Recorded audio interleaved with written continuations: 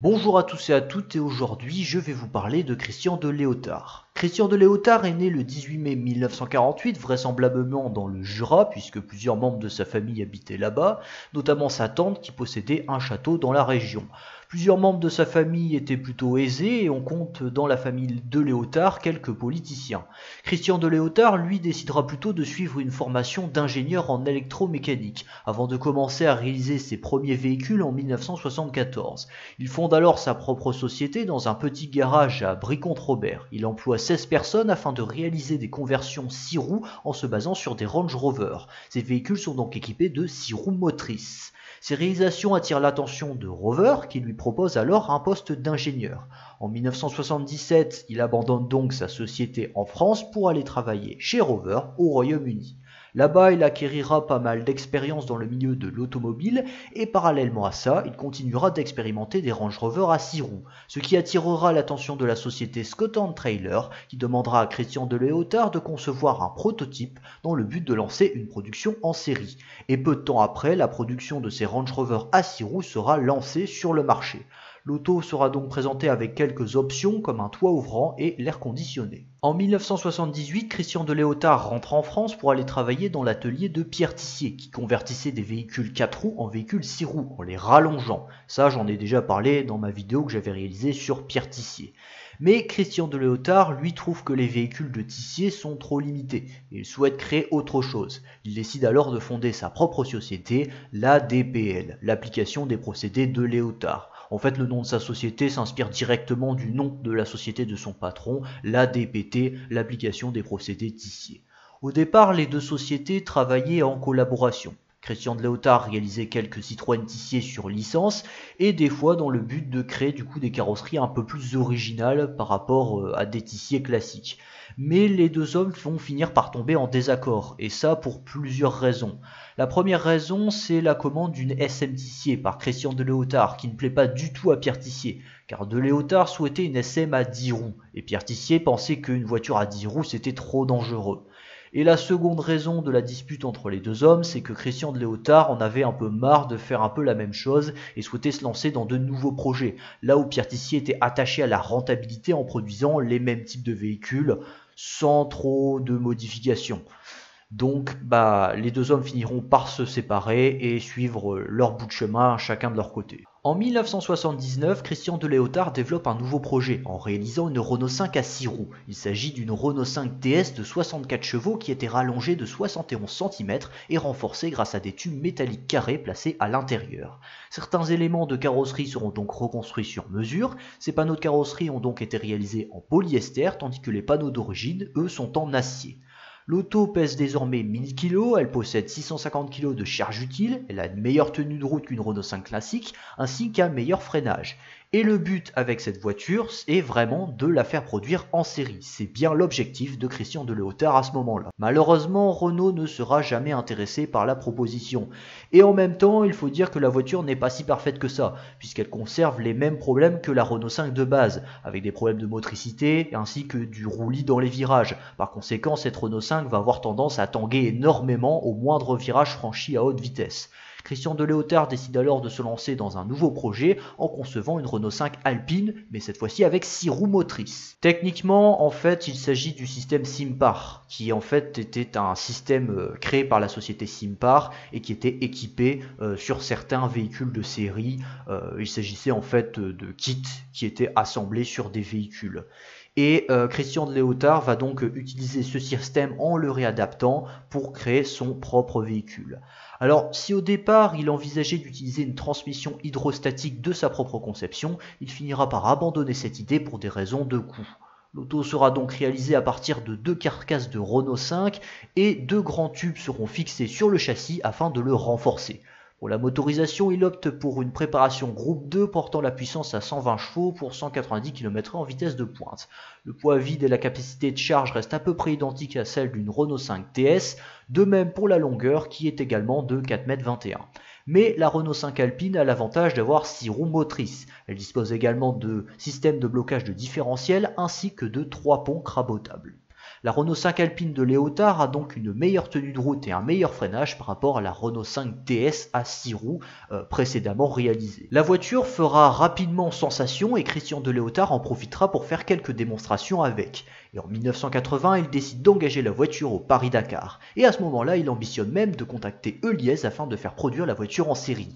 Malheureusement, il échoue au Paris-Dakar et il est contraint d'abandonner. Tant qu'à Heuliez, ils ne solliciteront aucun intérêt pour produire la voiture en série.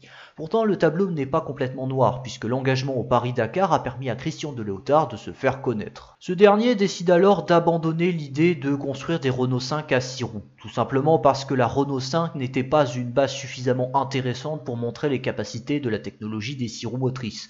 En effet, cette Renault 5 Alpine de Léotard n'était pas meilleure qu'un 4x4 classique. Seuls ses blocages de différentiel lui donnaient un avantage par rapport à un 4x4. Sans oublier que ces conversions coûtaient extrêmement cher et personne ne souhaiterait mettre autant d'argent pour acheter une Renault 5, même si elle a 6 roues. Et c'est probablement pour ces raisons-là qu'il décidera d'abandonner le projet de construire une Renault 9 ou une Fiat Panda à 6 roues.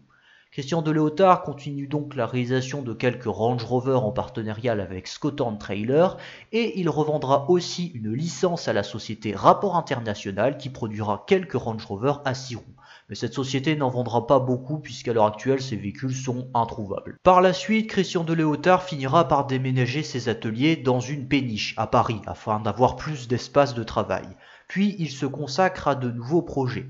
Il décide donc d'abandonner la base de la Renault 5, ça je l'ai déjà dit, mais il n'abandonne pas la Renault 5 complètement, puisqu'il décide de choisir une base de Renault 5 Turbo, qui ressemble à une Renault 5 mais n'en est pas une réellement. C'est une sorte de Renault 5 de course, très performante.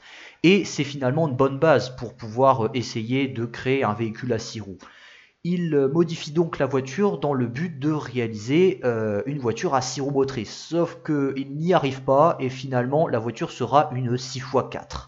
Il s'agit donc d'une Renault 5 Turbo rallongée avec un double moteur, un moteur de Renault 5 Alpine placé à l'avant et un moteur de Renault 5 Turbo situé à l'arrière. L'auto dispose donc de 4 roues motrices et non pas 6, car comme je l'ai dit, c'était impossible de convertir ça en système 6x6. Car il faut savoir qu'à l'origine, en fait, Christian de Léotard souhaitait mettre le système Simpar comme sur les autres Renault 5, sauf que ce système en fait n'était pas assez performant pour supporter la puissance d'une Renault 5 Turbo. Donc il sera contraint de mettre 2 moteurs pour faire un 4x4 avec 6 roues. Étant donné que la voiture dispose donc de 2 moteurs, cela signifie qu'elle dispose de 2 boîtes de vitesse entièrement synchronisées, mais cela signifie aussi que l'auto est à la fois une propulsion et une traction, mais aussi un 4x4, puisqu'on peut éteindre les moteurs séparément en transformant la voiture en propulsion, traction 4x4 à souhait. Tout ça est modifiable juste en appuyant sur des boutons. Christian de Léotard souhaitait également créer une banquette arrière à l'arrière du coup de cette Renault 5 Turbo, ce qui n'était pas disponible sur une Renault 5 Turbo classique, puisqu'une Renault 5 Turbo classique, il y a juste 2 places. Mais finalement, cette banquette arrière ne sera jamais installée et tout ce qu'il installera à l'arrière, c'est un siège baquet central qui en fait sera retiré par la suite. Parallèlement à ce projet, Christian de Léotard étudie d'autres véhicules. Il effectue plusieurs conversions 6 roues à partir de Mercedes Classe G, ce qui permet d'avoir 6 roues motrices au lieu de 4 sur un Classe G classique. Pour effectuer cette transformation, Christian de Léotard utilise un système de courroie. Écoutez, c'est simple, il est fabriqué grâce à cette rallonge de châssis que nous avons à partir d'ici, à l'arrière du châssis d'origine qui est là.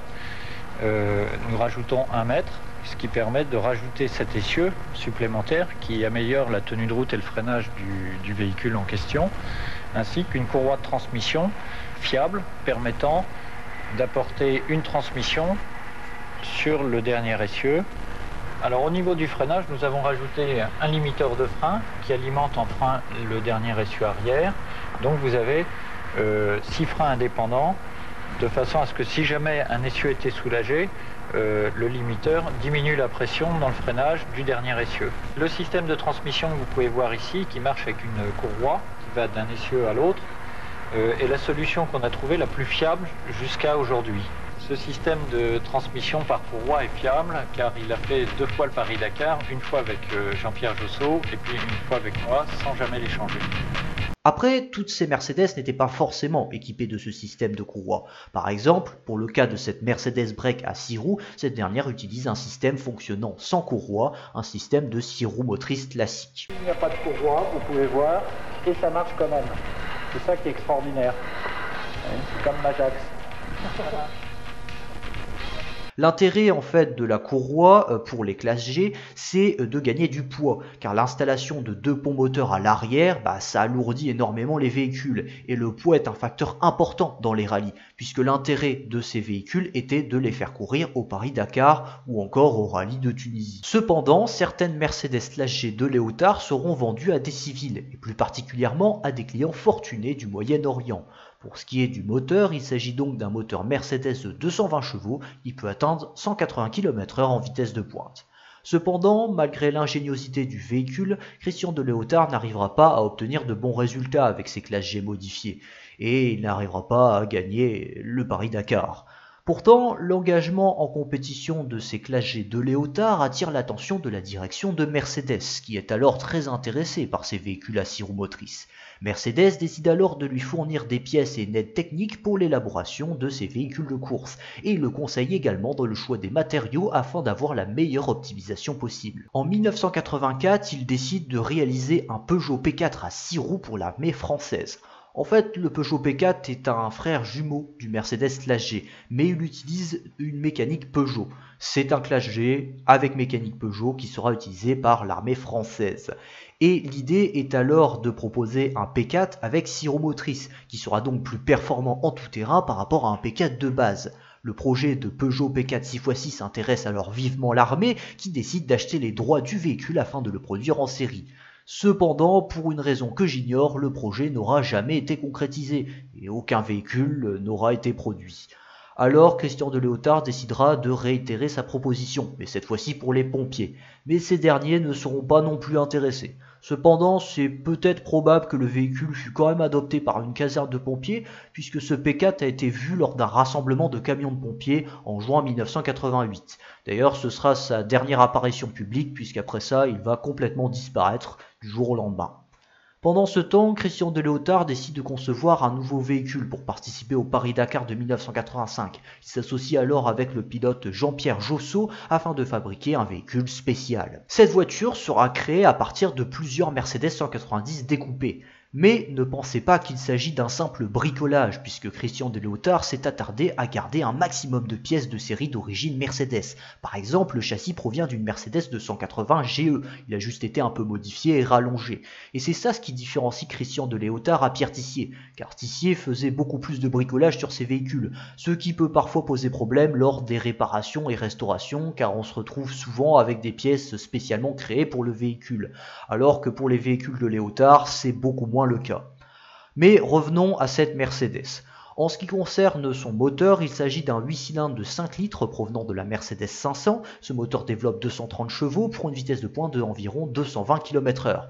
Mais selon Jean-Pierre Josso, l'auto aurait les capacités d'aller plus vite. Alors ce moteur est accolé à une boîte automatique à 3 rapports, on retrouve toujours le système de courroie que j'ai parlé tout à l'heure, qui est adapté à un système de 4x4 provenant également de chez Mercedes. L'auto dispose également de l'ABS et d'un intérieur utilisant pas mal de composants provenant d'une Mercedes 190 de série.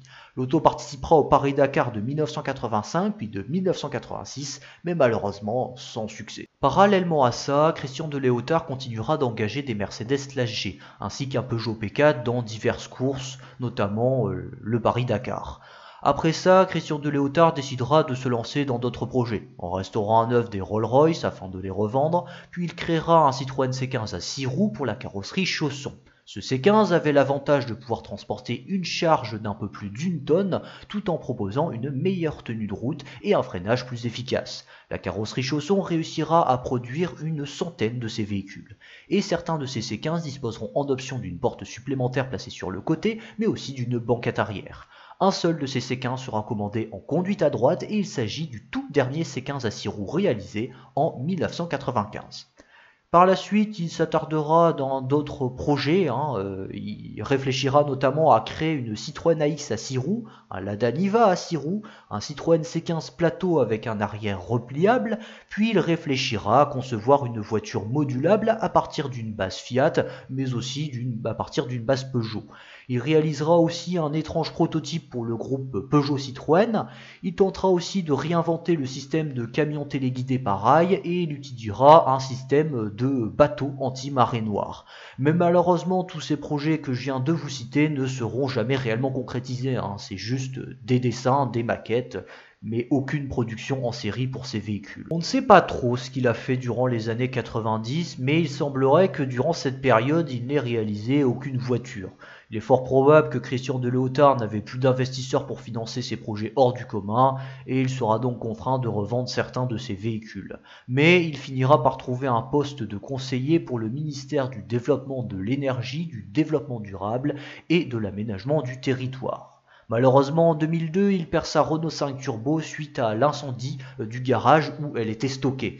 Et malheureusement pour lui, il n'arrivera pas à récupérer suffisamment d'argent de l'assurance afin d'en reconstruire une autre, parce que c'était son projet de reconstruire complètement une nouvelle Renault 5 Turbo à 6 roues, ce qui ne sera jamais fait. Après ce triste événement, il s'intéressera à d'autres projets, en créant par exemple une association contre le système à points du permis de conduire, car il considérait que tout le monde n'avait pas les moyens de se repayer un permis après qu'on ait perdu tous ses points. Mais bon, après, s'il avait peut-être pas tort que ça par rapport au fait que c'était un coût de se refaire un permis, d'un autre côté, il faut dire que le système à points a quand même l'avantage de pouvoir retirer le permis de conduire à des conducteurs beaucoup trop dangereux pour les autres. Alors, quand on pense à Christian de Léotard, on pense souvent aux voitures, mais en réalité, Christian de Léotard avait pas mal d'autres passions et il s'intéressait beaucoup aux bateaux. D'ailleurs, il possédera plusieurs bateaux de différentes tailles différentes, alors ça va du tout petit bateau jusqu'à la grande péniche. En 2012, il sera appelé par un propriétaire de Range Rover Carmichael afin de restaurer entièrement la carrosserie spécifique du véhicule. Et comme Christian de Léotard était l'expert des voitures à 6 roues, il était la personne la mieux placée pour restaurer ce Range Rover, même s'il s'agit d'un véhicule qui a été réalisé par une société qui n'a rien à voir avec les véhicules de Christian de Léotard. Il va donc entièrement reconstruire sur mesure la carrosserie de ce Range Rover.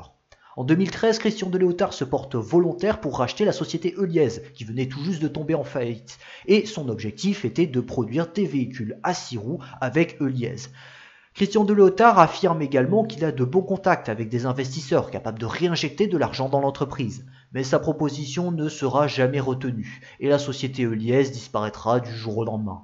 Il faut dire que cette société en fait était déjà en déclin depuis de nombreuses années, depuis 1998 très précisément. Et ce n'est pas certain que la production de véhicules à 6 roues aurait pu changer la donne, car les constructeurs de voitures à 6 roues se sont éteints les uns à la suite des autres au début des années 2000. Les limitations de vitesse pour les poids lourds et les nouvelles réglementations d'homologation des véhicules sont les raisons principales de la disparition de ces petits constructeurs de véhicules à 6 roues. Christian de Léotard, lui, finira par décéder de sa maladie, qu'il avait déjà depuis plusieurs années. Il meurt le 6 septembre 2014 à l'âge de 66 ans. Christian de Léotard était un humaniste qui avait de l'humour, il était aussi un peu anarchiste car il n'appréciait pas toujours les règles établies. Il avait beaucoup d'ingéniosité, et ça je pense que vous avez pu le voir au cours de la vidéo avec tous ces systèmes assez ingénieux, mais le problème dans cette histoire c'est que Christian de Léotard n'a jamais eu assez d'argent pour concrétiser tous ses projets. En fait, il utilisait rapidement l'argent qu'il gagnait pour réaliser ses projets, ou bien pour acheter des objets parfois un peu étranges, ou bien tout simplement en donnant cet argent à des sans-abri. Toutes ces innovations dans le domaine des 6 roues motrices, elles seront par la suite réutilisées par beaucoup de constructeurs, notamment par Mercedes. En fait, le problème, c'est que Christian de Léotard n'a jamais su protéger correctement ses trouvailles et ses inventions, puisque déposer des brevets, c'était jamais facile, et des fois, les brevets n'étaient pas correctement déposés, donc certaines marques pouvaient plagier toutes ces trouvailles et ces systèmes. Tant qu'aux véhicules de Léotard en eux-mêmes, les véhicules qu'il a réalisés durant toute sa vie, eh bien, la majorité d'entre eux ont disparu, ou bien ils ont été jetés à la casse, et finalement peu de voitures conçues par de Léotard ont survécu. Mais malgré tout ça, il faut bien l'avouer que Christian de Léotard aura quand même pas mal innové dans le domaine des 6 roues motrices, et il a osé ce que aucun constructeur n'aurait jamais tenté. Je vous remercie d'avoir vu la vidéo dans son intégralité. Alors je tenais également à remercier Marc Simonet et Camille de Léotard qui ont publié beaucoup de photos et de documents qui appartenaient auparavant à Christian de Léotard et les ont mis en ligne. Donc c'est vrai que c'est très intéressant quand on veut raconter l'histoire de Christian de Léotard. Donc merci à eux d'avoir mis tous ces documents en ligne. Et eh bien je vous invite, si ce n'est pas déjà fait, à aller voir la vidéo sur Pierre Tissier que j'ai réalisée il y a quelques années. Et voilà, je vous souhaite une bonne journée, on se revoit dans quelques temps. Allez, bye bye!